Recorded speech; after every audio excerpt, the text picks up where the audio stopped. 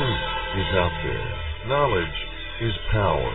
This is the Prepper Podcast Radio Network.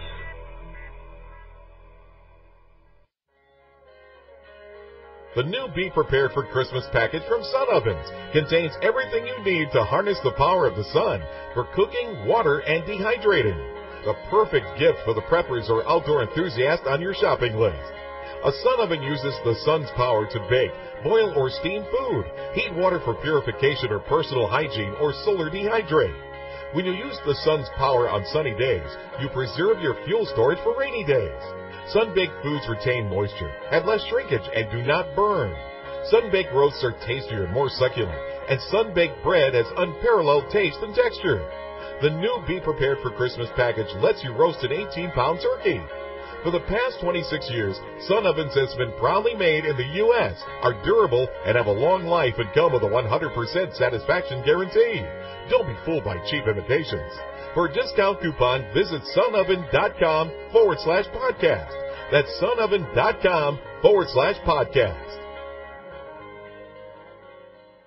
And with winter comes dangerous driving conditions.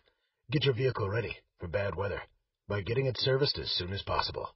Prepare for emergencies by packing food, water, warm clothes, and weather-appropriate shoes or boots. Don't forget to check the spare to make sure it's usable. Stay informed on bad weather, dangerous driving events by visiting prepperpodcast.com. When Christmas comes, you don't want your family to stare at an empty chair. Are you sick and tired of having your First Amendment harassed or censored on Facebook? Use no more, as we now have a new alternative to Facebook. It's called Awareness Act. Awareness Act is a social network designed for patriots, to be used by patriots, and is ran by patriots. Stand up and help in the fight to protect your constitutional rights. Patriots can create pages, blogs, videos, documents, articles, and so much more. We even have a unique news feed system that allows you to share, read, or connect with any patriot on Awareness Act. We are a dedicated tool for patriots to use against the tyranny our Constitution is facing. So if you're tired of having your rights infringed upon, come check us out at www.awarenessact.com. Again, that is www.awarenessact.com, the social network for patriots, not potatoes. Whether you take me for the fool, I know that I can be.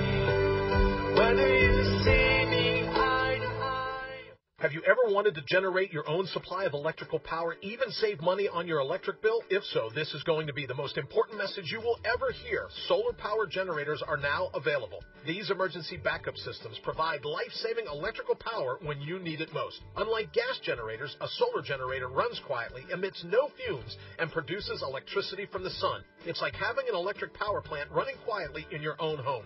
Run sump pumps, shortwave radios, computers, and even keep your food from spoiling. Whether it's hurricanes, ice storms, brownouts, or blackouts, you'll never suffer through painful power outages again. And here's the best news, a remarkable fall truckload sale going on right now that gets you $1,700 in bonuses when you buy a solar generator. To find out why solar generators are the best generators and get $1,700 for doing so, go to falltruckloadsale.com. That's falltruckloadsale.com. Generate your own supply of electricity. Go to falltruckloadsale.com. That's falltruckloadsale.com.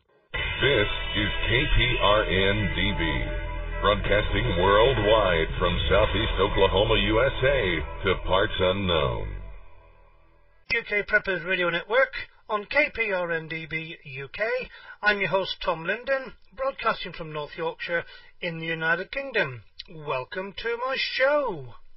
You can contact the show from anywhere in the world and leave your comments for me. You can either text me on 0044 7825 406271 or send a voicemail message to the same number 0044 7825 406271.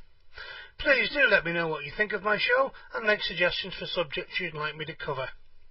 Don't forget, leave your name and location, as all broadcastable texts and voicemails will be included in next week's show. I'd like to ask you now to come and check out my blog at http://ukprn.blogspot.co.uk. That's http://ukprn.blogspot.co.uk, where you'll find previous shows. Not only you'll be able to read the content, but you can listen to them again, and other survival prepping related information, and of course a link to my new blog, Nuclear Survival. You're listening to the UK Preppers Radio Network on KPRN-DB UK, and I'm your host, Tom Linden. So let's start off this week with be prepared for a power cut. Winter is on the way, or depending on where in the UK you live, i.e. Somerset, it might already be here. Depending on where you live, of course, experiencing a power cut can range from being moderately inconvenient to a complete nightmare. Being prepared means, of course, that a power cut needn't be a disaster. Now, last winter there were families in remote parts of the country, and they were left when a power cut stranded them for days without heat, light and cooking facilities and hot water. Shops had to be closed and heavy snowfall blocked roads and railways. Where a power cut, no matter where you are, can cause real problems, candles can be dangerous. Keeping warm is difficult, of course, and milk and food may turn rancid, so a little preparation is definitely worthwhile. Here's an emergency checklist for what you should have in your home. Now then, let's start with candles, a minimum of 4 to 5 dozen. Obviously you're going to need candlestick holders. Now in a pinch you can use aluminium foil folded around to make a base for the candle, but of course the most crucial safety aspect is that the candle must be in a fixed position. You'll need matches and or disposable lighter, an emergency heater of some sort. If it's going to be a gas bottle heater, remember to keep the front of the heater clear from any incombustible materials and watch when you walk past it. Torches with extra batteries, canned food and some dry food mixes perhaps, water and juices, extension cords long enough to reach your neighbour's house because they may have power when you haven't. You need some hand tools such as a hammer, a screwdriver and a wood saw. Some seasoned firewood, if of course you have a real fire these days, which is quite rare. Extra blankets or duvets, paper plates, cups and plastic utensils. Bearing in mind you will have no washing up facilities, these are then used as disposable items, or in the case of paper plates and cups, burned on the fire. A first aid kit, and I think importantly, a fire extinguisher. Remember to keep these things together and in a place where you will be easy to reach them and to find in the dark. A little trick here is if you're keeping them under the stairs, for example, is to have a light under the stairs which is battery operated. One of these little push lights you find in caravans or camping shops is ideal, and that way you can rotate your items. It's also a good idea to keep some emergency lighting on each level of the house. Again, the battery operated camping type lights are ideal. A lighter with candles should be fine until you can access the torches. Yeah, again, safety wise, I'd be happier if you put the emergency lighting in place and didn't need to use a lighter and candles. You should try and get children used to candles from a distance. Okay, bath time's a good time to introduce candlelight. It makes a relaxing atmosphere and your child is safely contained in the tub. During a power cut, you'll only be able to use them on high surfaces, i.e. keep them away from the kids, and do not walk around with a lit candle. Use torches instead to go around the house. During a power cut, you'll find the temperature in your home drops quickly, so remember to keep a small baby close to you for warmth and consider co-sleeping, moving people into one bed. Toddlers will need extra clothes and blankets at bedtimes. A torch may make an impromptu nightlight. However, even adults will need extra layers of clothes as well as blankets, hats and gloves. Remember, if it's cold enough for you to wear extra layers, then it's certainly cold enough for children to have extra layers as well. Report the power cut to your electricity supplier immediately. Now, it sounds a silly thing to say, but you might be the only one experiencing the power cut. They should have a 24-hour emergency telephone number that is on your electricity bill or in the front of your yellow pages. Tell them if you have got young children, elderly, or those with medical problems in the house, and ask for an estimated length of time. Doing this sometimes can speed up the response time. If the power cut is going to last several days, however, consider staying with a friend or relative who's got power. Having no heat or light is going to be at the very best inconvenient, and at the very worst, dangerous. You know, you get a house down to 0 degrees. That's dangerous. And finally, get your family into good habits. Stairs should always be kept free of toys and any clutter in case you do end up stumbling around in the dark. So now I'd like to ask you to support the following companies. These companies have supported this station, and I would ask you to support them. They are www.purifycup.com, www.purifycup.co.uk. Now, with the Purify Cup, you will never ever need to boil water again when you want some safe drinking water when you're out and about. www.survivalmetrics.com for the most incredible 100% UV protection eye shields, which can be used in an emergency situation when you find yourself either afloat in sunny conditions, in a snow environment, or when your own sunglasses are broken or damaged. These come out of the little pack, and they're excellent. www.combatparacord.com for the best quality 550 paracord bracelets, lanyards and other items made by Hawk. www.knifewarehouse.co.uk for survival knives and survival kits. http www.prepared-4.co.uk. That's www.prepared-4.co.uk for the Nano Striker Fire Starter, an excellent piece of kit there. www.bushgear.co.uk for some of the nicest meals I've actually had the opportunity to taste. That's the MX3 meals, made for French forces by French chefs, and hey, you can tell the difference. http www.lifesaversystems.com for the Lifesaver bottle. This bottle will give you 4,000 litres of pure water from any source in the lifetime of its one filter, and then you buy a new filter. Excellent kit. http www.survivaldepot.co.uk for the Not Bone Lace Lock. And as I say every week, if you don't know what a Not Bone Lace Lock is, pop along to www.survivaldepot.co.uk and find out. Oh, by the way, you'll never need to tie your shoelaces or bootlaces again. http survivalinfo.co.uk for the Wild and Edible Nutrition e-book. Tells you all about what's edible out there, what's growing around you, and what not to eat. http www.survivaldepot.co.uk again for the Browning Nightseeker Caplight RGB. The RGB standing for red, green and blue. This little item, it either fits on the rim of your hat, fits on the edge of your pocket, or you can hold it in your hand if you want. Excellent, excellent piece of kit. http www.trueutility.com for the Multimate Multi-Tool, which comes with its own LED light, and they are obviously also specialists in keyring survival kits and other small items. www.ukcamo.com for the Gilly Kettle. Absolutely incredible, this thing. It's brilliant, and it's got a steam whistle, so you can walk away from it, do some jobs around the campfire, and when you hear the whistle, you know your cup of tea's on the way. http blackbirdknives.com for the almost indestructible Blackbird SK5. It's a great knife. Really, really hard to damage the edge on this knife, and very indestructible.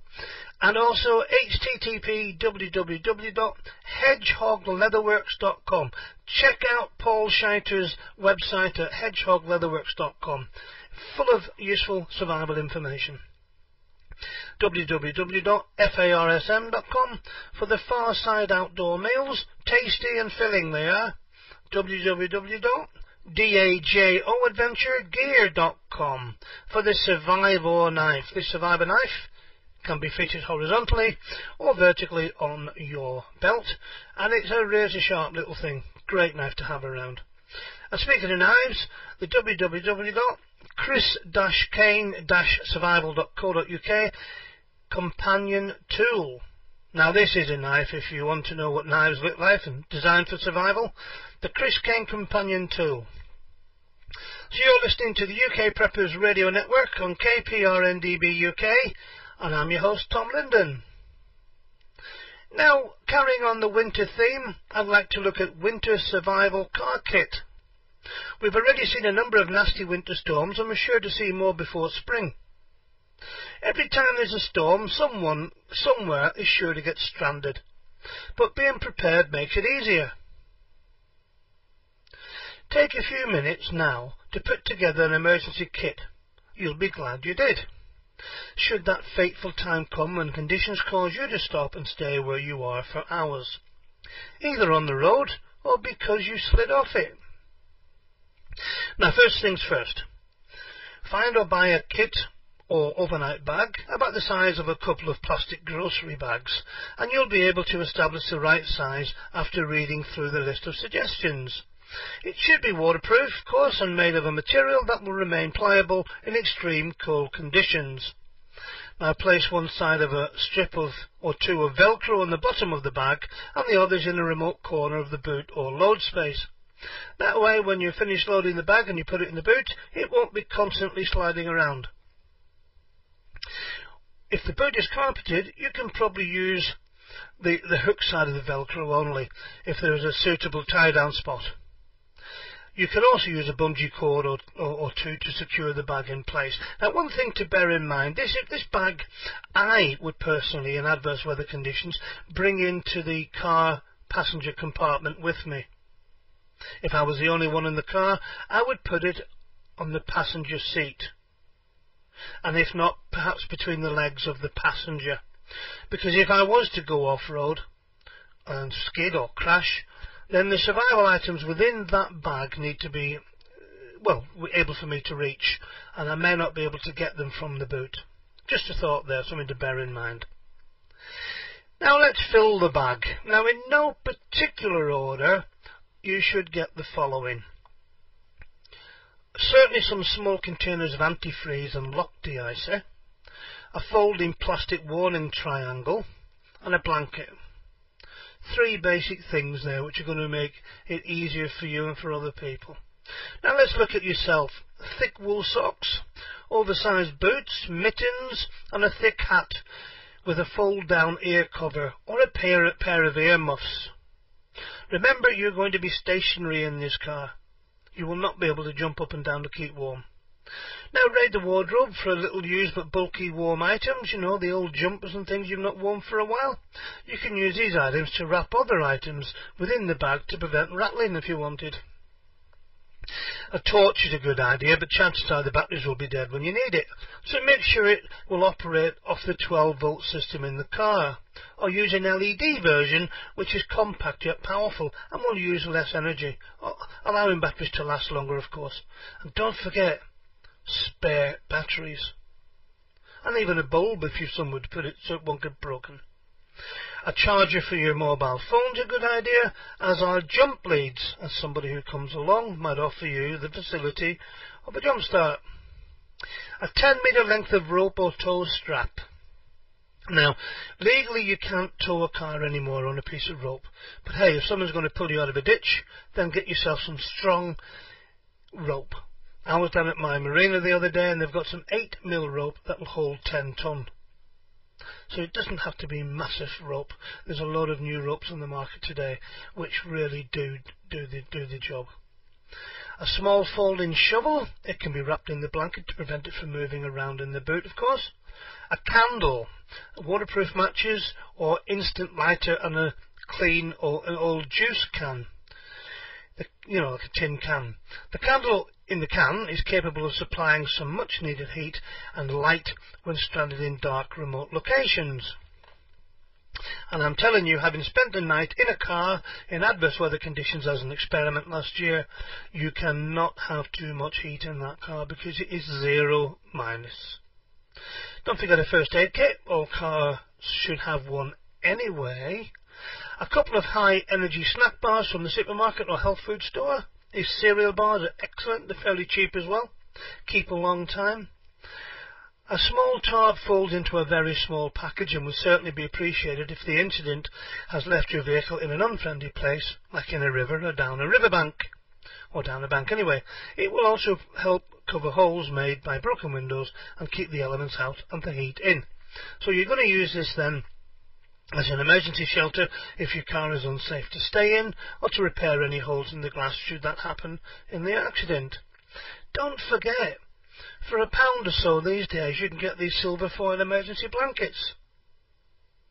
And for about £17 you can get the SOL bivy bag, which reflects 90% of body heat back on the user. Just 2 options there. A spare pair of glasses if the driver uses glasses.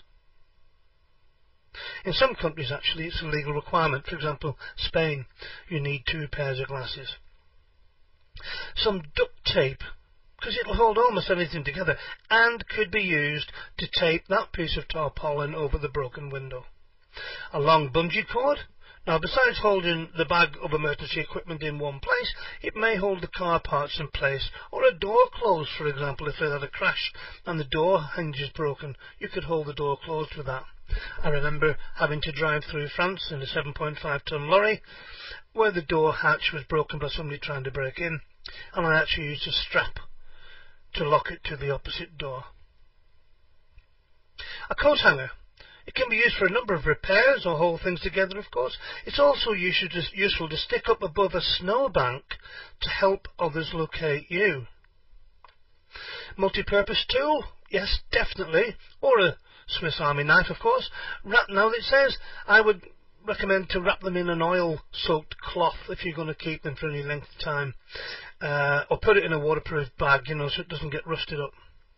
A small bag of cat litter to create some grip where none exists. Now you could use the cat litter on a very, very slippy, compacted snow area to give you some grip to get out, perhaps. Medication and wet wipes. Now, any medication you need, you should, if you're going on a journey, perhaps you'll take your pill box with you, but yes, carry a supply in the car. Wet wipes, as I said. Some self-heating meals are excellent, of course, because you won't be able to light a fire in your car. By the way, you can use parts of your car to light a fire. Don't forget the stuffing in the seats. Although it will burn with toxic fumes, it will still ignite fairly quickly, and of course it will be dry. After this, it is up to you. It's not an exhaustive list by any means. I'm sure you can improve upon it, but with the weather coming on, it's very, very well worth thinking about. Crayfish. Let's change the subject here for some free fresh water food. Crayfish are freshwater crustaceans related to lobsters, and there are 2 main species in the UK. The native white-clawed crayfish and the non-native American signal crayfish, which was introduced to Britain in the 1970s via crayfish farms and subsequently escaped. There are a few other introduced species of crayfish, but they're not very well widespread. They're called signal crayfish because, by the way, the underside of the claws is bright red, making them easy to identify. Signal crayfish can be up to 25 centimetres with claws extended, and if you're not sure whether what you're looking at is a signal fish or a native crayfish, just look out for red claws, a sure sign that you're looking at a signal crayfish. Trapping crayfish for food in the UK only involves the signal crayfish, by the way. The native crayfish is becoming rare, and actually it's illegal to touch it. By the way, all signal crayfish, once removed from the water source, must be killed. Whether you're going to eat them or not, there is no size limit, and it's actually illegal to return a signal crayfish to water, whatever its size. They live on the beds of streams and rivers and are carnivorous, eating many dead creatures, but they can decimate natural stock fish numbers by eating eggs. The signal crayfish can walk over land to establish itself in new waterways and is now widespread throughout Britain. So what are the benefits of eating crayfish? Well, firstly, getting food from the wild is always a good idea from an environmental perspective, unless we deplete the resource. But this isn't an issue here, as we'll see later. Wild food requires no pesticides, fertilizers, hormones, or genetic modification. In fact, no ecological interference at all. The second benefit is reducing their numbers. The American crayfish is causing problems for both the native crayfish and for British waterways.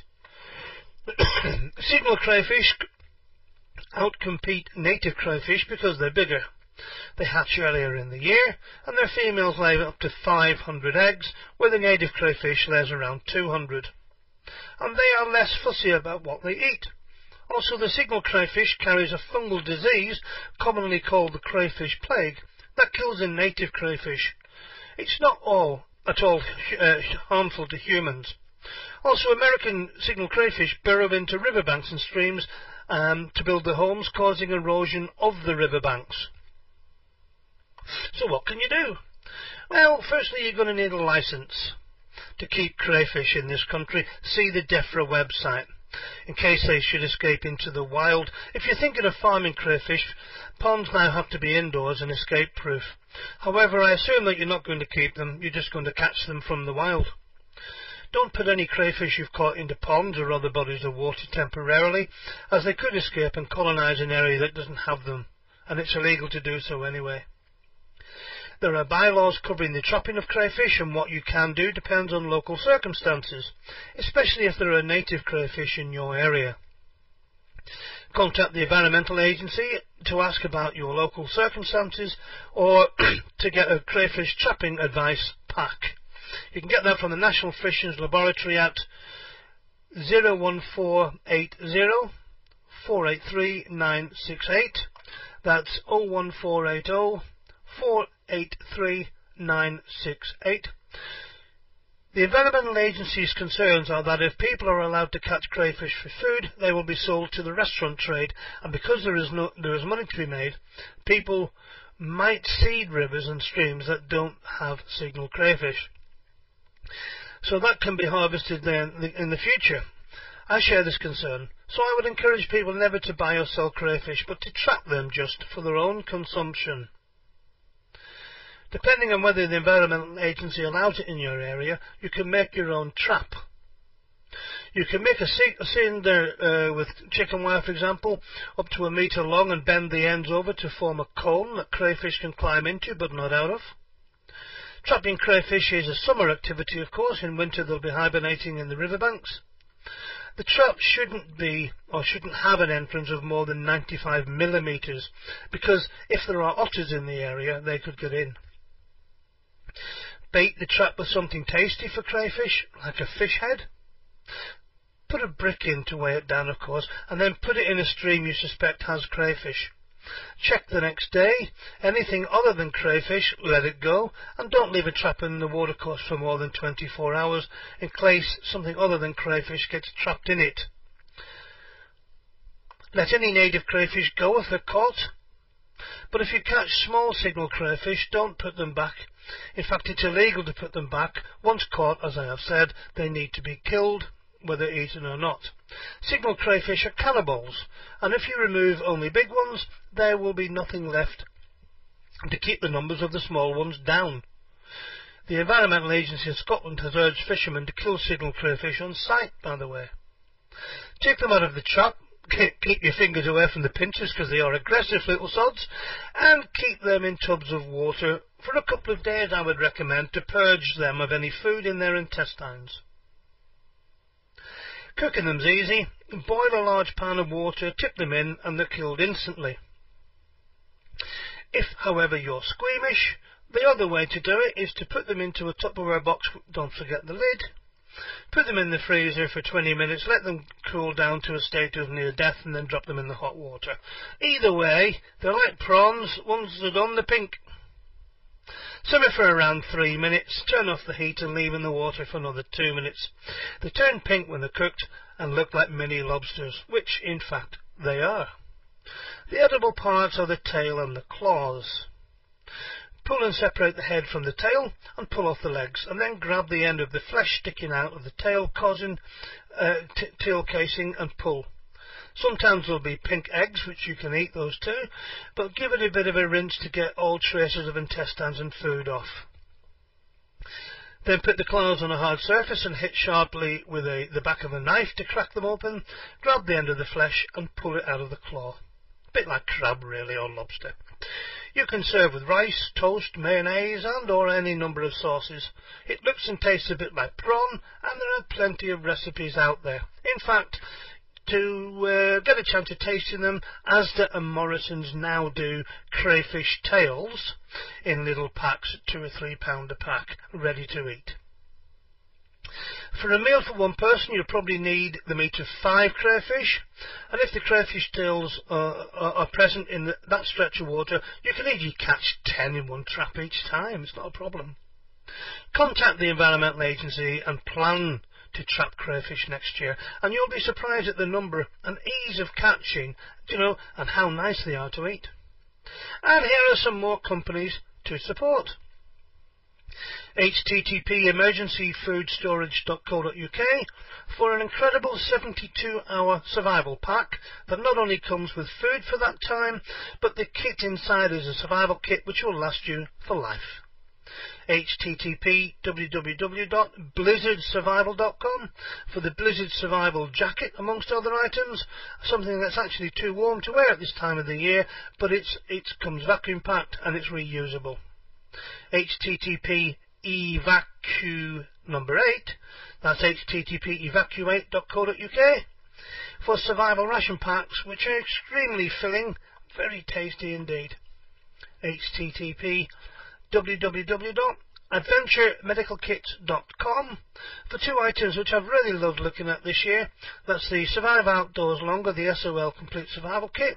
Not only has it got kit inside, but it's got kit fixed to the outside, including a knife, a torch, a firelighter and a compass.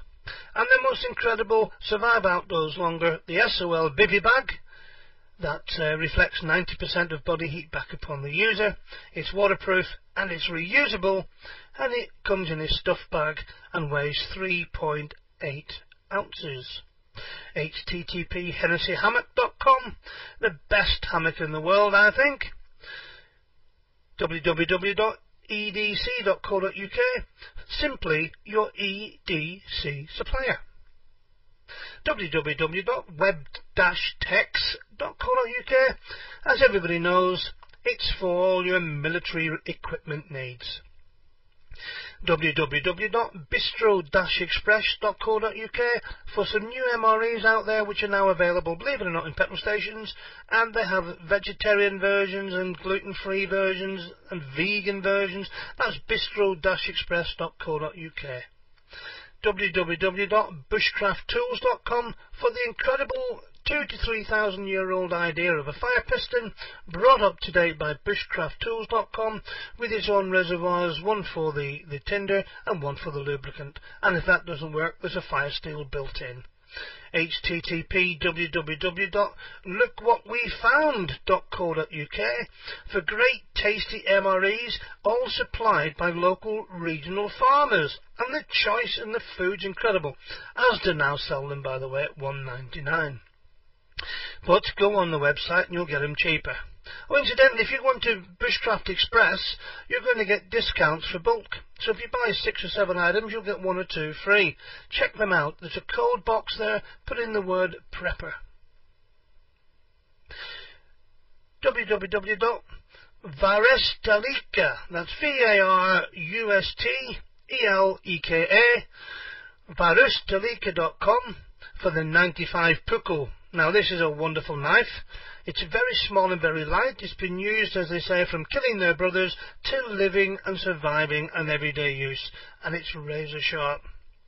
www.optimumnutrition.com for gold standard whey protein isolates, which are 90% pure protein by weight.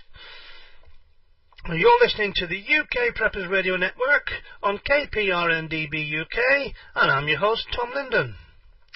And still on this subject of winter, let's look at trying to winter-proof your home. Now you might think, what's he on about now? Well, yeah, 25,000 elderly people died last year because of winter-related diseases, the choice to heat or eat. Heating bills are going up. People are finding it hard to keep their houses warm. This has got to be a survival choice and something worth looking at as we head for winter. It's quick, it's easy, and it could save you a lot of distress this winter. Your home is your castle. Imagine the damage to your personal possessions on your daily life if the pipes in your home were to freeze and burst this winter. Help protect your home by following this simple 2-step pipe check. Step 1, check your pipes have been lagged. Step 2, check all lagging is securely fitted. Has it come away? Fix it. Simple tips to protect your pipes this winter. Water. It's a big part of our daily routine, isn't it?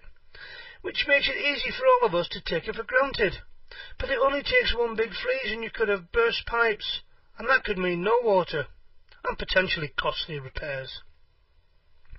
All pipe work within your home or business boundary is your responsibility, and spending a little time on frost protection now could help you avoid trouble and expense during the cold winter. Insulate water tanks and pipes in unheated areas like lofts, roof spaces, garages and outbuildings. This is also applicable to non-domestic premises and holiday homes likely to be unoccupied and unheated for prolonged periods of time. And don't forget the garage. And don't forget your boat. As someone I know, actually they bought a boat from me. They bought a boat off me and they left it over the winter period and they didn't winterize the engine. They cracked the engine. It was a Mercruiser 4.7 V8. It's just cost him £7,000 to buy a recon engine from America to put into his boat. Winterize your boat, gentlemen, if you own one, and winterize it now. If you've got a hookup, by the way, an electric hookup, you can buy tube heaters, which I do, and I have them running off the lecky onto the boat, one in the engine compartment and one in the cabin. But that's up to you. Insulation is essential in helping to prevent water in pipes from freezing. It's also important to ensure there are no gaps in the insulation at the bends, valves or fittings. Lagging material for pipes can be purchased in DIY or plumbing shops, and it should be noted that even with lagging, extreme weather conditions can result in water in pipes freezing. Without lagging, however, the potential for this happening is really greatly increased. Fix dripping taps. A single trickle of water can freeze and completely block the pipe. Find your internal stop tap valve. It is usually not always located but not always under the kitchen sink, and normally closes by turning clockwise, and you may want to test its working. Service your boiler regularly. Make sure the doors and windows from unheated parts of your property are kept closed and minimize any drafts from the outside. If you have tanks or pipes in the roof space, allow some warm air to circulate by opening the trapdoor. This should be on a temporary measure only, as it will cause condensation. Tanks and pipes should be insulated, as I've said. Leave the heating on low. When you're away, leave a key with a neighbour, family or friend member who can check the house regularly. Write down the contact details of a qualified plumber. If a property is not in use or occupied for a prolonged period of time, it's advisable to turn the water supply off at the stop tap and even consider draining the system to lessen the possibility of burst pipes going undetected, causing property damage and the waste of water. Think ahead with the homemade stop valve tag. Now, loop it around the stop valve in your home. This will ensure you or anyone in your home, house sitter or babysitter for example, are aware of the location of the stop valve, and it will easily identify it in the event of a burst pipe. A stop valve is used to shut off the water flow in a pipe. Dealing with frozen pipes, well, you turn off the water supply at the stop tap valve, thaw along the pipe, starting from the end nearest the tap, and don't use a blow lamp or a naked flame. You would probably be better off using hot water bottles or a thick cloth soaked in hot water, for example, over the frozen pipe. Or use a hairdryer at its lowest setting to thaw pipes. Be careful not to warm them too quickly. Don't leave taps dripping or running. The water may flush down the plug hole if the pipes below are frozen.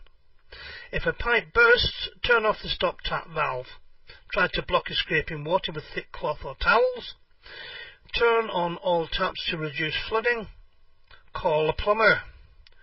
And don't forget to turn off taps once the problem is fixed to avoid further flooding. Now I'd like to look at advice during a power cut. As we are dependent on electricity for everything we do, a long-term power cut can quickly turn from a momentary inconvenience to an outright disaster. Stop and consider everything you do on a daily basis that requires electricity. Kitchen appliances, cooking, heating or cooling our houses, lighting, running water for drinking, bathing, washing, dishes, clothes, refrigeration of food and communication needs, phones, radio, television and the internet. Don't forget about family members that are dependent on special equipment such as respirators, ventilators, oxygen concentrators, suction machines, medication compressors. These are items that can easily be powered by a backup source such as a generator. You can greatly lessen the impact of electrical power failure by taking the time to prepare in advance. You and your family should be prepared to cope on your own during a power cut for at least 72 hours. Another considerable established idea is a contingency plan for extreme emergencies for helping you or other household members with special needs. Have you thought, for example, of a power cut survival kit? Now, I've got one, and I had a power cut a couple of months ago, and it was so easy just to go to the big plastic box with the word power cut kit on the top of it. You must make an emergency plan that includes a disaster survival kit that includes items you can use when there is a power cut. Now, a torch and extra batteries goes without saying, doesn't it? And don't forget what I said earlier, some form of battery-powered lighting in the area where you keep the kit so you can find it. A battery-powered radio with fresh batteries, or better still, a wind-up one. Water for drinking and cooking. A portable heater. Now, I use a gas-powered heater with ceramic tiles, but, you can get them all over. Camping equipment I've put down here. Well, I call it that. Sleeping bags, portable lamp. Again, you can get wind-up ones, battery will do. And some form of camping stove. A telephone that does not require electricity to operate. Maybe a cordless phone. And by the way, if it is, sorry, I should have said a power cut, a cordless phone won't work, will it, when it's been cut off, so use a mobile. Remember that emergency lanterns and battery-powered torches and lanterns or wind-up ones are safer than candles. Be careful. During the winter, try to live in one room. Choose a room where the fireplace is, or one that can be heated easily with a portable heater. You can install a non-electric standby stove or heater. Choose heating units that are not dependent on an electric motor, electric fan, or some other electric device to function. It is important to adequately vent the room, of course, or get the heater with the type of chimney flue specified for it. If you have a wood-burning fireplace, have the chimney cleaned every autumn in preparation for winter and to eliminate creosote build-up, which could ignite and cause a chimney fire. If the standby heating unit will use a normal house oil or gas supply, have it connected with shut-off valves by a certified Corgi engineer. Before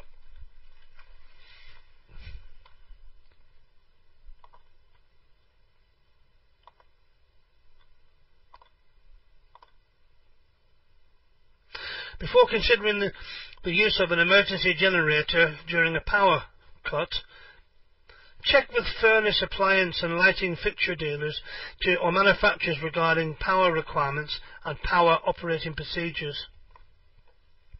Turn off and unplug all tools, appliances and electronic equipment and turn the thermostat for the home heating system down to minimum to prevent damage from a power surge when power is restored. Also, power can be restored more easily when there is not a heavy load on the electrical system. Use surge protectors. They can be bought for around £10 each, of course, and it's strongly recommended that expensive electronics be unplugged during a power cut to protect them from power surges when electricity is restored. But for when you can't unplug, surge protectors will help prevent damage to electronics like computers and televisions. Turn off all lights except for one inside and one outside.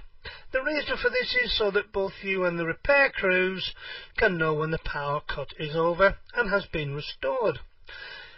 Don't open your freezer or fridge unless it's absolutely necessary, and make sure food stays as cold as possible by keeping the refrigerator and freezer doors closed. A full freezer will keep frozen food for 24 to 36 hours if the door remains closed. Never use charcoal or gas barbecues, certainly not in the house, camping heating equipment or home generators indoors. They give off carbon monoxide, and because you can't smell or see it, carbon monoxide can cause death problems. Simple as that. It can cause death. Use proper candle holders. Never leave lit candles unattended, and keep them out of the reach of children, of course. Always extinguish candles before going to bed. Listen to your battery or wind-up radio for information on the power outage and advice from authorities. Home generators are handy for backup electricity in case of a power cut, but must only be used in accordance with the manufacturer's guidelines. A backup generator may only be connected to your home's electrical system through an approved transfer panel and switch that has been installed by a qualified person. Never plug a generator into a wall outlet, as serious injury can result when the current produced by the home generator is fed back into the electrical lines and transformed to a higher voltage. This can also endanger the lives of utility employees working to restore the power. To operate a generator safely, you need to follow the manufacturer's instructions. Ensure the generator operates outdoors in a well-ventilated condition, well away from doors or windows to prevent exhaust gas from entering the house. Connect lights and appliances directly to the generator. If extension cords must be used, ensure they are properly rated. And another thing, if it's raining, consider the problems with plugs if they're not waterproof. When the power does return, step-by-step resetting circuit breakers, you need to turn off switches and unplug appliances in all rooms that have lost power. Find your circuit breaker box and open the cover. Locate the tripped breaker. The circuit breakers are small, usually horizontal switches, and may be labelled kitchen, bathroom, etc. The tripped circuit breaker will be in the off position or in a middle between on and off. Reset the breaker by moving it to the full off position and then back to on. This should clear any overload and return power to the room. If the breaker retrips, it could be for a number of reasons: too many lamps and appliances plugged into the circuit, a damaged cord or plug, a short circuit in a receptacle, switch or fixture, or faulty wiring. Identify and fix problems before finally resetting the breaker. Some tips and warnings. If a breaker continues to retrip, reset it only when you've corrected the problem or called an electrician. When resetting a breaker, use only one hand and stand to the side to avoid electrical arc if the breaker should malfunction. Working with electrical systems is potentially dangerous. If you're unsure of your abilities or about any aspect of the job, call an electrician. After resetting the breakers, give the electrical system a chance to stabilize before reconnecting tools and appliances. Turn the heating system thermostats up first, followed by a couple of minutes later by reconnection of the fridge and freezer. Wait 10 or 15 minutes before reconnecting all other tools and appliances. Turn off the water supply. Close lowest valves, taps first, and allow air to escape from upper taps. Make sure the hot water heater is filled before turning on the power to it. Check food supplies in refrigerators and freezers and cupboards for signs of spoilage. If a freezer door has been kept closed, food should have been remain frozen for 24 to 36 hours, depending on the temperature. When food begins to defrost, usually after 2 days, it should be cooked. Otherwise, it should be thrown out. As a general precaution, keep a bag of ice cubes in the freezer. Now, this is a clever one, because if you come home after a period of absence and the ice has melted and refrozen, There's a chance that the food is spoiled, so when in doubt, throw it out. Reset your clocks, automatic timers and alarms, and don't forget to restock your emergency kit so the supplies will be there when you need them again. You're listening to the UK Preppers Radio Network on KPRNDB UK, and I'm your host, Tom Linden. Survival eating. Haha. Yes. Your first choice, your first course is insects. Well, they're the most abundant life form on the planet, and except during winter are the first food anyone should turn to for sustenance upon becoming lost or stranded. Not only can bugs be found in large quantities, but they're highly nutritious, being rich in fats, proteins and carbohydrates. The main caveat is that people who suffer from shellfish allergies should avoid them. Grasshoppers are easy to pick off grass stems at dawn, and the nip in the air has caused them to go into torpor. Crickets, beetles and grubs can be found under rocks.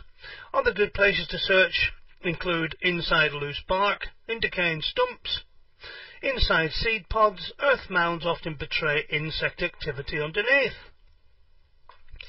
For sorting through loose soil and rotted wood, it helps to have a digging stick. Another excellent tool for insect collection is a seine, which you can jury-rig, by tying your shirt or handkerchief between two poles. Use it to catch active bugs such as flying grasshoppers or in a stream for aquatic insects. Whatever your pleasure, you have your choice from over 1,400 edible insects to choose from.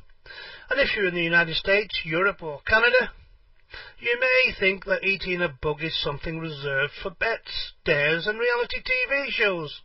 The rest of the world has a different perspective, however. All over Asia, Africa, Australia, Central and Southern America, people eat insects. Stranded in the wilderness for days, your stomach audibly groans from hunger. Foraging on plants or berries isn't an option because you don't know what's safe to eat, so instead you hunt. Drawing on your dwindling energy, you manage to kill a rabbit.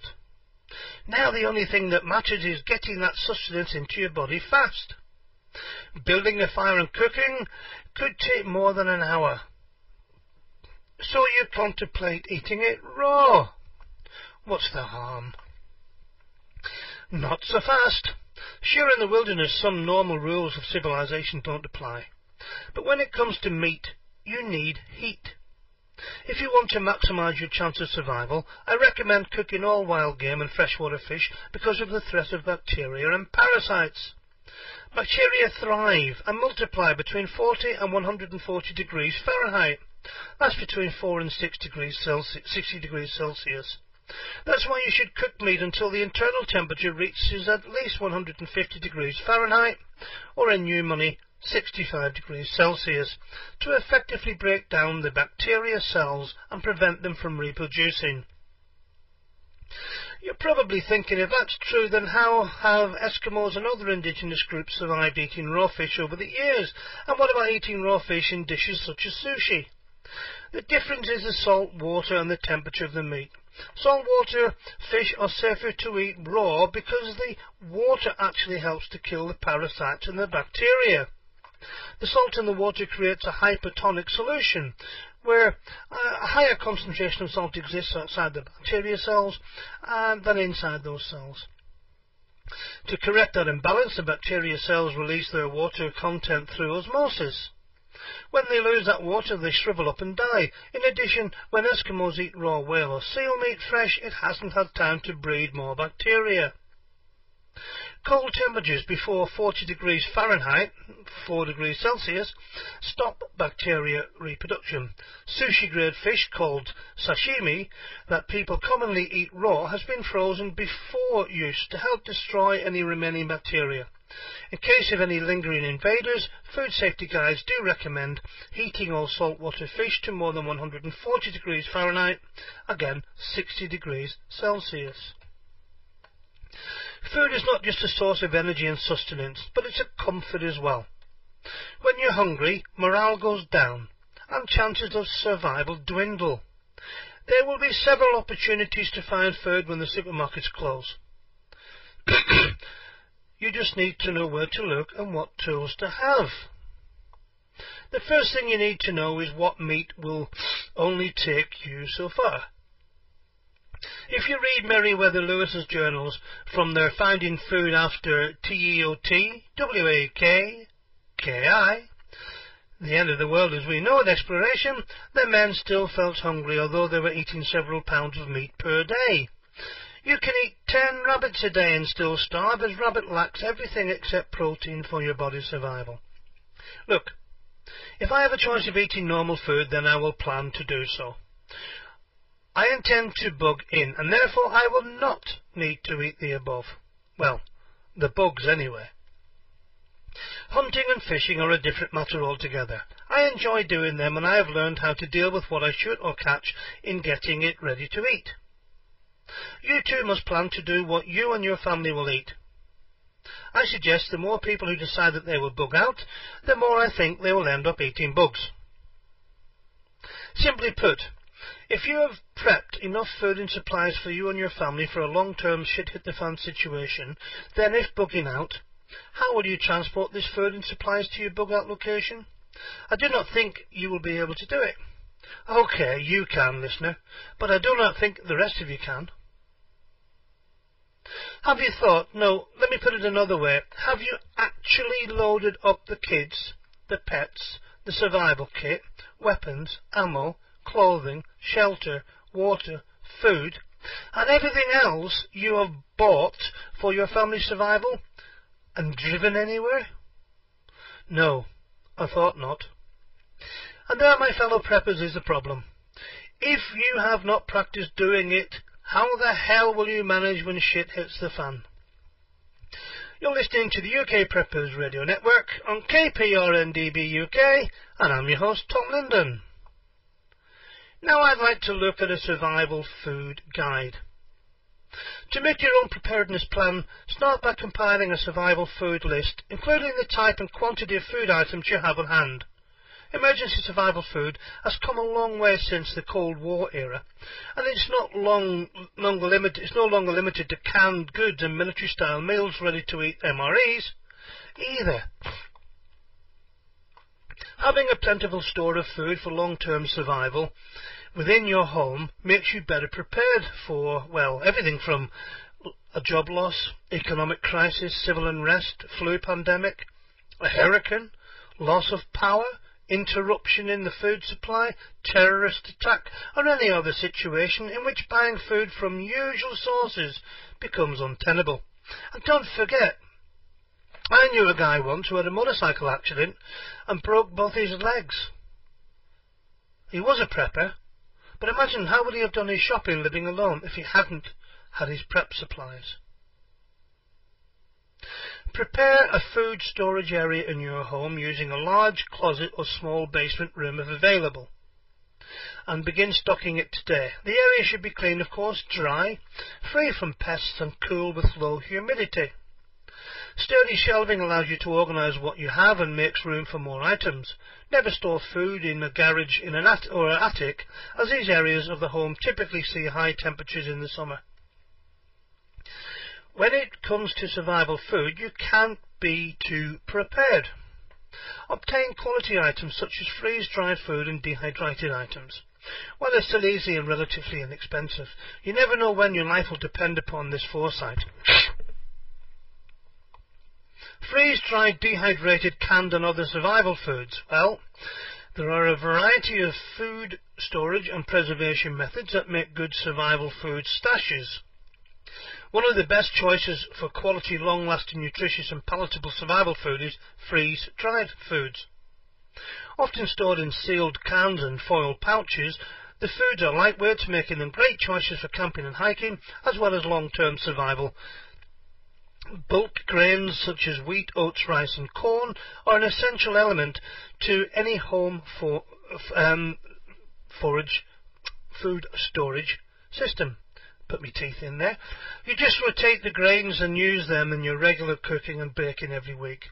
If you decide to add bulk grains to your survival food list, be sure to store them properly in a sealed food container, such as a plastic bucket with a tight-fitting lid.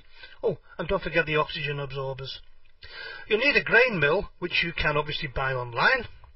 Now, dehydrated foods, though they have a shorter shelf life than freeze-dried, are also a good choice for home storage. Beef jerky and dried fruits and vegetables add a variety to any diet and can be used as treats, of course. They are also fairly inexpensive and should be rotated and used and replaced throughout the year. After all, the goal is to store what you eat and what you want to store. Canned goods are another good addition as long as they're rotated and used and replaced throughout the year. Water is essential, of course, and should be your top priority on your survival food list. A source of fresh water, such as a well outfitted with a hand pump in case of emergencies, is obviously ideal. But for most people, water filters, purifiers and storage containers will be necessary to ensure clean water in case of a power cut or other long-term emergency. For those with celiac disease, gluten-free freeze-dried foods are one of the best ways to prepare for unknown emergencies with foods that will be edible and not cause digestive problems. In addition to freeze-dried options, there are many regular foods from rice pasta to steel-cut oats to dried fruit that are without gluten and non-perishable so that they store well. Since you never know when disaster may strike, building your food storage with a variety of dry goods, freeze-dried entries and other food items are a physical insurance policy against many emergencies and catastrophes. You're listening to the UK Preppers Radio Network on KPRNDB UK, and I'm your host, Tom Linden. Cute and cuddly, but deadly. A new generation of killer diseases is set to hit mankind, and they come from cats and dogs, a study has just found. Scientists say that human beings will soon be infecting serious illnesses which have spread from their domestic pets. A report found the risk to humans from animal-based emerging diseases has increased as pets have moved out of the barn and into our homes. Researchers say that domestic pets such as the Afghan hound, for example, could be the source of the next major disease to jump between animals and humans. People are becoming more and more at risk because pets are increasingly part of their owners' lives, including sleeping in their bedrooms. In fact, I know people who let them sleep in their beds, would you believe? That's something I don't think I could agree with, to be quite honest, but there you go. The report says diseases in humans started by animals will be increasingly virulent, like canine rabies, which kills around 55,000 people in Africa and Asia each year. It calls for global monitoring of these zoonotic diseases and spreads from animals to humans, so medicines and vaccines can be developed. The study was led by Michael Day, Professor of Veterinary Pathology in the School of Veterinary Sciences at the University of Bristol, and published in the journal Emerging Infectious Diseases. He says cats and dogs are a large potential source of the new generation of diseases set to hit mankind. Professor Day said the number of small companion animals is significant. For example, there are estimated 8 to 10 million dogs living in 31% of UK homes, and in the USA 72 million dogs in 37% of homes. In developed countries, the relationship between man and dog and cats has deepened, with these animals now closely sharing the human indoor environment. The benefits of pet ownership on human health, well-being and development are unquestionable, but as dogs and cats have moved from the barn to the house to the bedroom, the potential for disease spread to human increases. Researchers say the increased number of owners who sleep with their pets has increased the risk of disease spreading from them to their owners. The report was backed by the World Small Animal Veterinary Association, the WSAVA, One Health Committee, the US Center for Disease Control and Prevention, the World Organization for Animal Health, and the World Health Organization. The report said international health agencies largely monitor disease spread by livestock, not domestic pets. Professor Day added, for example, the World Health Organization monitors human influenza virus infection through a network of 111 centres in 83 countries. In contrast, there is no such monitoring for the infections that may be transmitted between small companion animals and man. If you're feeling bad and think you're sick as a dog, you might have put your finger on the cause, researchers say. There are more than 200 diseases that can be transmitted from animals to humans, and every man's best friend can be unfriendly when it comes to staying healthy. Almost every animal is capable of passing some type of disease or sickness to man. Dr. Leon Russell, a veterinary in Texas A&M University College of Veterinary Medicine, who teaches a course on the subject, says ailments range from near harmless to downright deadly. The technical term for such a transfer is zoonosis, which means any disease that is communicable from animals to humans. Most of those 200 or so diseases that can be passed to humans are fairly rare and don't occur much in the United States, but there are a few dozen that are common and can even be killers. The worst case, of course, is Salmonella, which we have all heard of. Salmonella is a bacteriological disease found in poultry and eggs and uncooked meat worldwide. It kills thousands of people every year, but can be one of the most preventable. Its bacteriological cousin, Campylobacter, can also be acquired from poultry, but young puppies have been known to pass on the disease. If you cut up chicken and then use the same knife to cut bread or salad, you're asking for trouble. But it's best to clean off a knife or cutting board, obviously, before using them. Just one drop can make a person very sick. You must wash your hands after handling raw meat or poultry to prevent transfer of these bacteria to other food items. Snakes and other reptiles, of course, are capable of passing on salmonella too, he says. Youngsters who've handled a snake or a reptile and then eats food without washing his hands, he can actually get salmonella. Toxoplasmosis, that's a good one for you. Being pregnant is not the best time to be cleaning out the cat's litter box either. Russell says toxoplasmosis is sometimes passed from cats to humans and can harm a woman's fetus during pregnancy. Possibly leading to birth defects. It's best to let someone else change the cat litter if you're pregnant, he advises. Eating uncooked meat such as pork, mutton, beef is another way of transmitting toxoplasmosis. Russell believes cows and dogs can pass along leptospirosis to their owners. It affects the liver and kidneys and can become very serious. It can be similar to infectious viral hepatitis in humans, and he points out that animals urinating in surface water such as ponds, tanks or even small puddles is a hazard, he says. Brucellosis can be passed from cattle to humans, and although it's not very common in the United States, it can be, as it used to be, other countries still are dealing with the problem. Often comes from impure raw milk and can cause a high fever and affect bone development. Roundworms and hookworms, well, children also who ingest dirt that is used with dogs who have roundworms can get roundworms and can get ill. The hookworms from an uncovered cat sandbox can cause lesions on human skin. Cat scratch fever, it's not a myth, it's real, and when the cat's claws come into contact with skin and blood, it can cause flu-like symptoms and swollen lymph glands. Nationally, about 1% of all emergency room hospital admissions are due to animal bites or scratches. That figure may, of course, sound low, but it adds up to 1 to 2 million per year. Rabies, a deadly disease. It's been around for hundreds of years. Skunks and solitary bats are the most frequent carriers. The best advice, use common sense and stay away from wild animals. And if you see a bat on the ground or a wall, leave it alone. And remember that rabies are transmitted by animal bites, not by skunk scent or flying bats. Histoplasmosis. Well, if you're a bird lover, watch out for histoplasmosis. It comes from bird droppings that are often seen on the footpath or on cars, and if you inhale it long enough, it causes conditions that resemble tuberculosis and can become very serious. And psittacosis, I think it's called.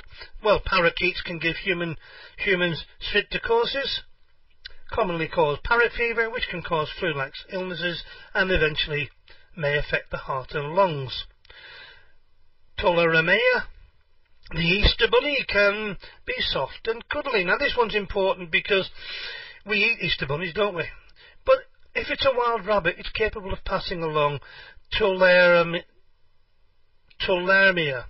which causes skin lesions, high fever, swollen lymph nodes, lymph disease or Lyme disease, and believe it or not, Rocky Mountain spotted fever. Ticks on animals can make them sick, and results can be transferred to humans in the form of Lyme disease or Rocky Mountain spotted fever, both of which can be deadly. Lyme disease starts out as a skin rash, evolves into conditions resembling arthritis, and in its final form can cause serious neurological problems. Deer ticks have been known to pass along Lyme disease, and dog ticks spread Rocky Mountain spotted fever to humans. Encephalitis. Well, horses develop that, an equine encephalitis, and the same mosquitoes can pass it on to their owners. Although horses and humans can be victims of mosquito-transmitted encephalitis, horses do not directly transmit the disease to humans. Ringworms. Most mums know a young kitten or dog can have ringworms, a skin ailment that, while not unusually serious, can be extremely unpleasant. Ferrets can be cute and playful, but some have a nasty habit of biting small children, which can cause various types of infection. What about the reverse then? Can animals get diseases from humans? Well, tuberculosis can be passed both ways, from animals to humans and vice versa. If people use common sense, they should not have much to worry about when it comes to animal disease. Washing your hands after handling animals and pets, not kissing dogs or cats, makes me sick, that. Not putting them near your mouths, treating bites effectively, keeping clean litter boxes and bird cages, all of these things can do and go a long way to ensuring any worries an animals or pet owner might have. And remember, what does a dog or a cat do with its mouth?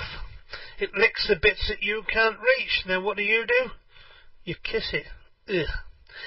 You're listening to the UK Preppers Radio Network on KPRNDB UK. I'm your host, Tom Linden. Now then, the best meal of the day. Breakfast. It's considered to be the most important meal of the day, isn't it? This is especially true for backpackers. A healthy breakfast is responsible for replacing the glucose stores depleted each night and for providing the body with the nutrients it needs for jump-starting the day. So, preppers and survivalists, it's a good breakfast we need. The consequences of skipping breakfast are perhaps a drop in blood sugar levels, of course, fatigue, poor concentration, irritability and lethargy, and it can manifest themselves throughout the day, making hiking really miserable. Think what it's like in a survival situation. Backpackers commonly burn anywhere between 3,000 and 6,000 calories a day and have to consume between 2 and 3 pounds of energy-dense food each day to meet their energy requirements. Breakfasts are typically a backpacker's biggest meal, accounting for 25% of the day's required calories and nutrients. So again, preppers, if we're going to be building shelters, chopping wood, lighting fires, we're going to need a very high calorific intake as well. A healthy breakfast can contain a balanced, in fact it must contain a balanced ratio of protein, fats and complex carbohydrates that provide you with energy needed for a successful hike without blood sugar crash that accompanies the consumption of simple sugars. Along the complex carbohydrates, fats are the preferred fuel for muscles, calorie and nutrient dense. Fats are typically lightweight, trail-friendly food that provides the body with a reliable source of long-term energy.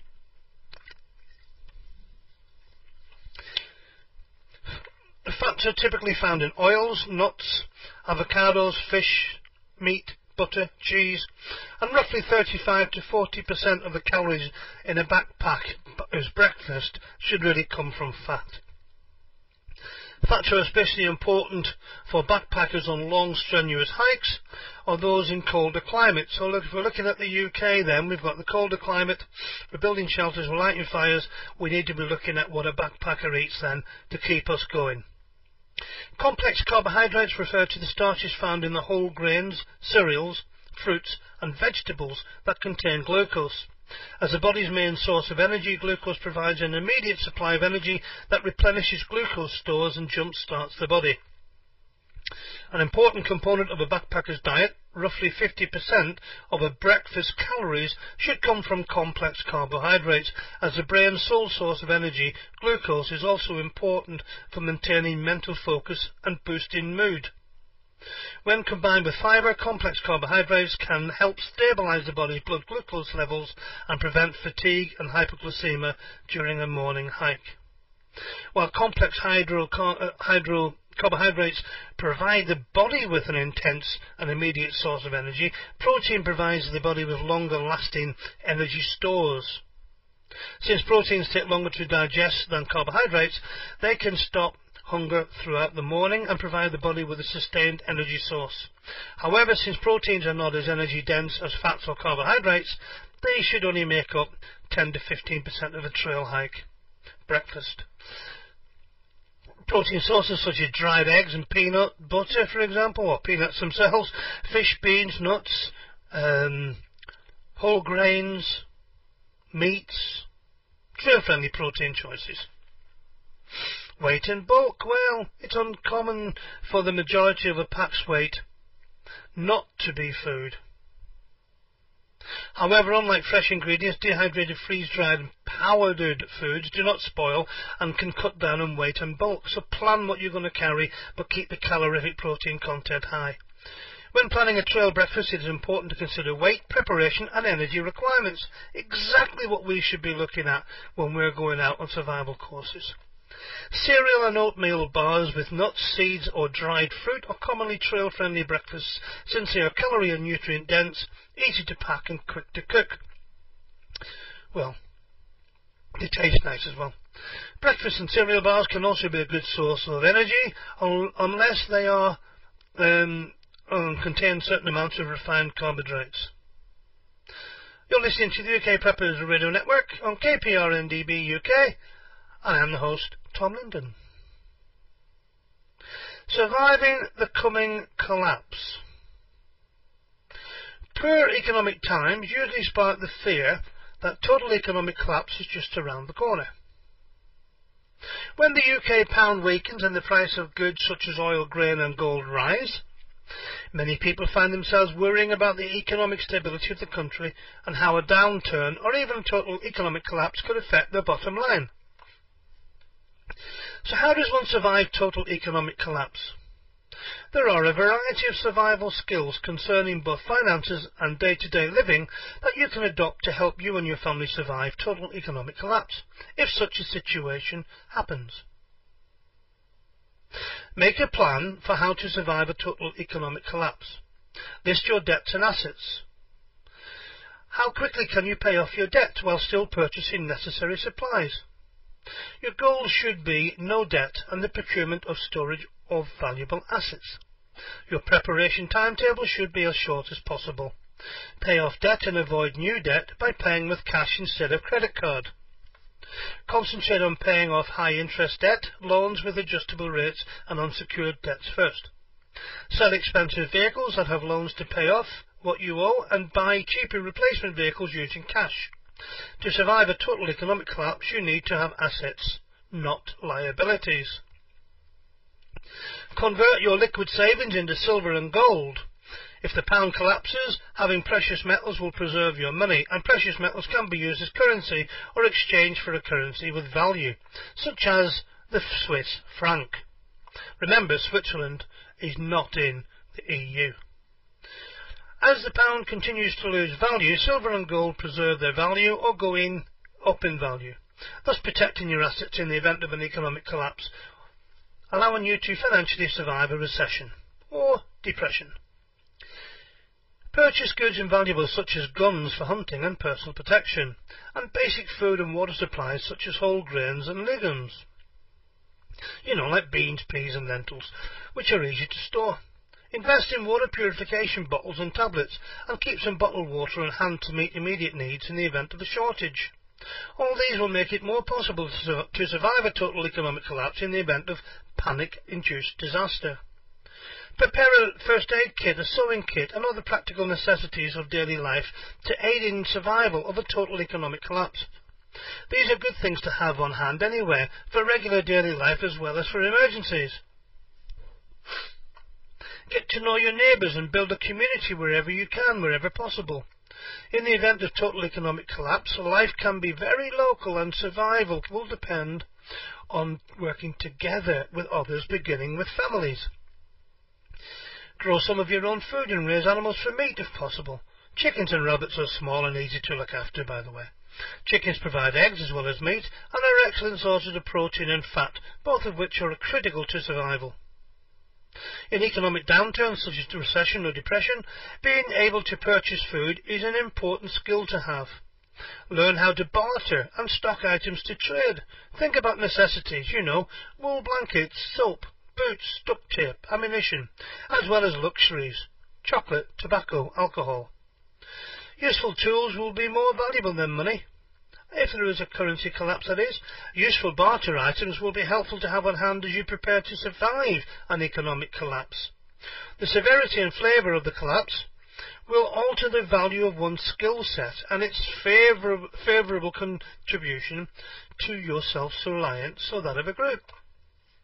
You can say that the more severe the collapse, the more primitive of the skills and strengths will be necessary for basic survival. As the severity lessens, and as a rebuilding phase begins, a much broader set of skills will be required to establish systems of convenience and of the rebuilding of an infrastructure. During the post-collapse period, and during most attempts to interact with others, a question will be, what do you bring to the table? It may be not said out loud, but I think it's going to be within every base of every conversation. It'll be part of the interaction. So ask yourself, what do I bring to the table? What skills do I have that will be useful or valuable after a collapse? Typically a person's skill is exemplified in their career choice, their job. Many people also have hobbies which are often not related to the job. Do any of these talents, interests or hobbies apply to skills that may be of value after a collapse?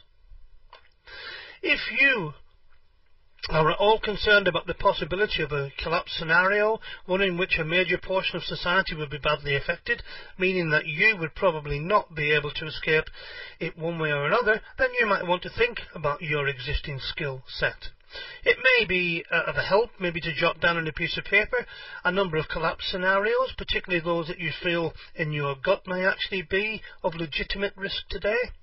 After you've completed the list, write down what it is that you believe will be lacking in such a world.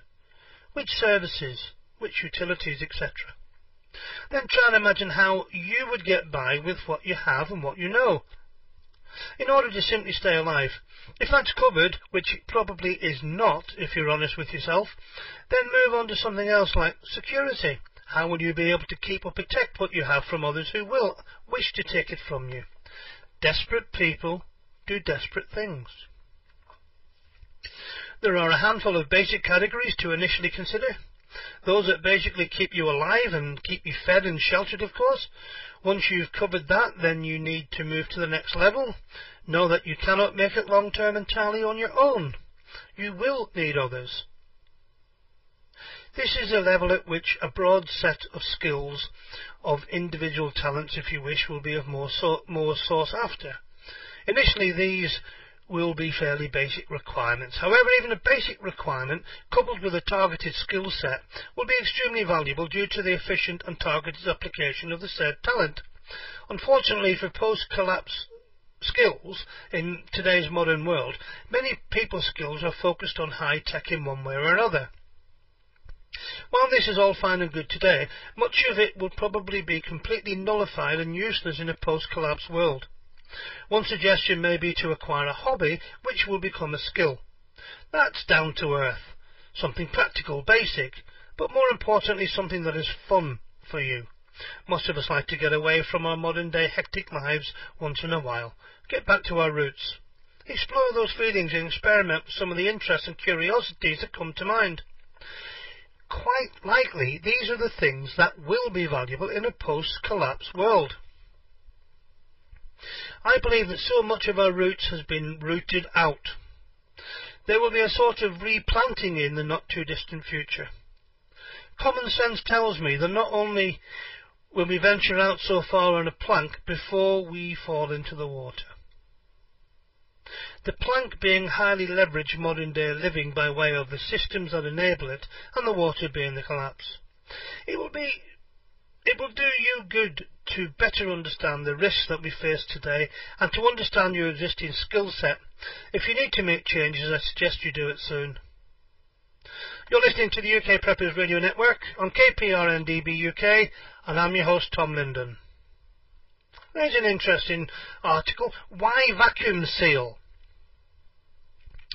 Why vacuum packing is perfect for emergent survival food than ever before? Well, we're looking at long-time food storage solutions for a variety of reasons. Obviously economic reasons and proprietary reasons. Whether you're looking to save money like a hiker or outdoor enthusiast, survivalist or prepper, or just want to be ready in case the world ends, there are plenty of benefits to incorporating vacuum sealing into your emergency survival kit. If you're preparing large quantities of survival food, there's no better method than vacuum sealing. The technique has several advantages over dry storage, canning and even freezing, including shelf life. Vacuum sealed, vacuum packed foods last longer than other storage methods. For food that requires refrigeration, you can prepare, vacuum seal and freeze them, and they'll keep for 1 to 2 years. If you dehydrate foods first, the shelf life is extended by 2 years or more. For dry foods and non-perishables, vacuum packing also provides 2 or more years of shelf life. Vacuum packages have a slim, flat profile, making them easy to store in piles or even stacks of boxes. They take up far less room than typical canning storage, of course, and you can store more food in a smaller space. Vacuum sealed food retains more nutrients and flavour than other traditional storage methods. Because vacuum packing keeps oxygen away from food, mould and bacteria cannot develop. In addition, the lack of oxygen prevents insect infestations, and the prevention of escaping odours keeps wildlife from invading your stash. How to make your own MREs or meals ready to eat are a great staple for any outdoor trip or for emergency survival kits, but they can get expensive. Making your own MREs with vacuum sealing is an affordable, lightweight way to build up your emergency food supply. With homemade MREs, you can seal a full day's rations in one package, and here's a quick menu idea. For example, just for 1 day for breakfast. 2 oatmeal packages, 2 tea bags, 4 ounces, 4 ground coffee, beef jerky, whole wheat crackers, dehydrated fruit mix dinner, a beef stew dinner, dehydrated vegetables, rice or quick cook pasta, meat jerky broken into pieces, salt and seasoning. To vacuum seal an MRE package, the contents of each meal, components for each in a separate regular Ziploc bag, place the bags into a vacuum pack bag and then close the vacuum sealing machine according to the instructions. It's easy. And that way your meal's going to last longer. Don't forget, you can also use a vacuum sealing machine for important documents that you want to keep safe and dry. Now here's your chance to win a top-of-the-range vacuum sealer of your very own. It's the Christmas competition. To win a top-of-the-range, all-singing, all-dancing vacuum sealer from Fresher Pack of Huddersfield, get my teeth in, then enter my free competition. The Eiffel vacuum sealer is a necessity for prepping and ensuring long-term food storage, amongst its other great uses. The competition is free. As I've said, all you have to do is to follow these instructions. Simply go to www.fresherpack.co.uk and download their free ebook, 10 Things You Should Know Before Vacuum Sealing, and that's it. Your email address is your entry into the competition. Now then, just do that again so you'll understand. To win a top-of-the-range, all-singing, all-dancing vacuum sealer from Fresher Pack of Huddersfield, then enter the competition. It's free. All you have to do is go to www.fresherpack.co.uk, download their free ebook on 10 things you should know before vacuum sealing, and that's it. Your email address is the entry into the competition. Competition will close on the 16th of December, allowing us to draw the winner on the 17th and allowing Fresher Pack to get it to the winner before Christmas. I'm sorry, but the competition is only open to my listeners within Europe. Now we move on to texts. Peter in Glasgow texted, "I like your recipes, keep them coming, mate. Great show." Well, thank you for that, Peter. You've got great taste, I can certainly say that, and the meals will get better, I promise. OPSEC texted me, "Do you think the system is watching UK preppers like in the US?" Well, OPSEC, thanks for your text. No location. OPSEC, got you. Well, the answer to that is yes, of course, as they have nothing better to do. I mean, they must have some very ugly women at home to have nothing else to do than surveil us. Here is my message to the system. Surveil the pedos and the terrorists and forget about us, we are not the threat. Colin from Weybridge texted, "What is UK legal carry?" Well, thanks for your text, Colin. UK legal carry is simply referring to knives or blades that are legal to carry in the UK, and all knives or blades must be 3 inches or shorter, and they must be folding and not locking. You can check out the UK law for yourself, actually, Colin, at https://gov.uk/find it out if I can carry a knife. That's right, http://uk/find out if I can carry a knife. Tomo in Whitehaven texted, "Your advice on eating freshwater fish will wipe out all stocks. You are an idiot." Firstly, Tomo, thank you for your text. No, I'm not an idiot, but practical instead. You must realise that not every angler will take my advice and take his 2 legally allowed fish away, will he? I mean, by that, do you? Do you take away fish just because I've said you can? The Environmental Agency allows you to fish and take 2 fish home with you. But even if every angler did take their quota, I do not think that they would do so each and every time they went fishing. Do you? Freshwater fish represent a completely food protein-free source, and I believe that we should take advantage of it. That does not mean that you have to. But you wait until the shit hits the fan and see who will turn their noses up at freshwater fish then. I'd like to thank you and everyone for your time you took to text me. I do appreciate receiving your texts and enjoy reading them. Now, I'd like you to remember one thing. You've got to get your voicemail or your text messages in for the questions for Wade Hicks Jr. I'll be interviewing Wade in the next week or 2, and I'd like the questions to come from the listeners. Remember, you can text the show on 0044 7825 406271 or leave a voicemail message on the same number, 0044 7825 406271. Whether you text or leave a voicemail message, please do leave your name and location, and I look forward to hearing from you. Well, that's it for this week. I hope you enjoyed the show. I do look forward to talking to you again. This is the UK Preppers Radio Network on PRN TV UK, and I'm your host Tom Linden, saying goodbye till next week. Bye-bye.